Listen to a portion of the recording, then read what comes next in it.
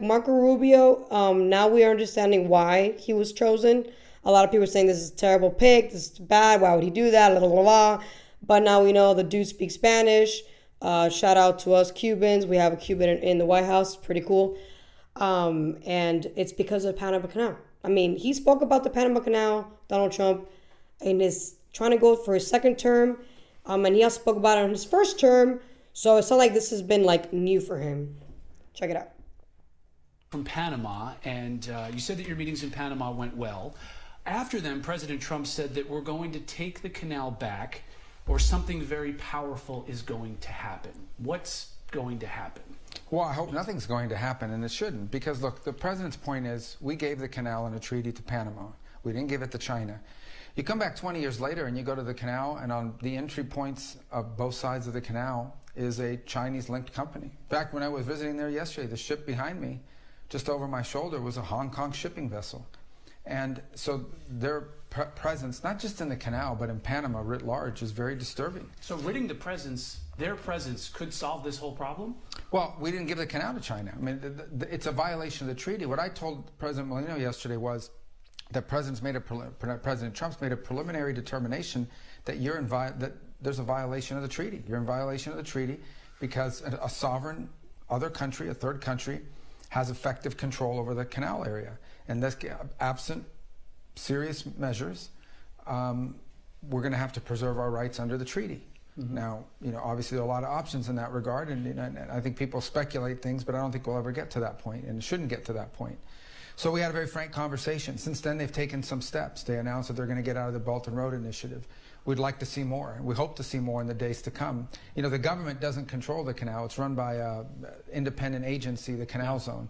So they have to go through some legal steps that they have to carry out.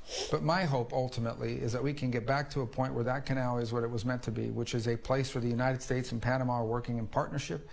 It's free it's open for everyone, and that no foreign power, through their companies or any other means, has the ability to use it against us in a time of conflict and impede travel through it, because it would be devastating. Could easily get resolved without the United States taking direct operational control of the canal. Yeah, there's a lot of options, and I'm not going to preclude any options about what the final outcome looks like, but at a prerequisite baseline, we cannot continue to have the Chinese, and through their companies, exercising effective control of the canal area. And that needs to happen. I was pretty clear, and I hope that we'll see additional steps in the days to come to reaffirm that. Mm-hmm. Yep.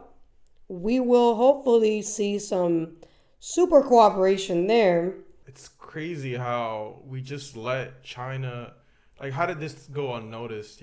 How is China able to basically infiltrate the Gulf of Mexico to the point where they literally have Chinese officials there guarding that shit?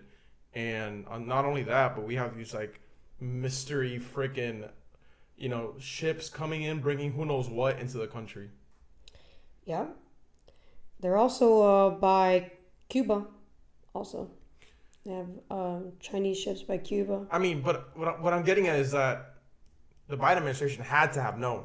Yeah, of course they did. They had to have known, and then they just kind of let it happen. And it's not really the Gulf of Mexico or the Gulf of America. It's the Gulf of China right now. Jesus. China. Yeah, a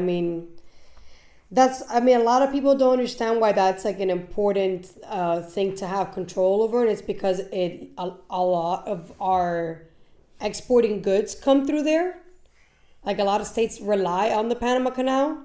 Okay. The majority of the country really relies on the Panama Canal, so it doesn't make sense for the President of the United States of America to not actually manage or be on top of the Panama Canal, a route that is used for trading a lot of things that we as consumers consume very often.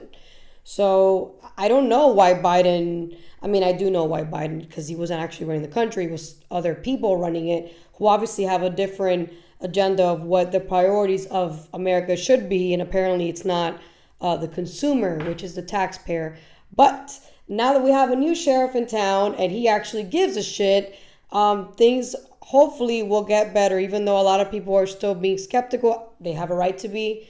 But I think this is the right direction to take.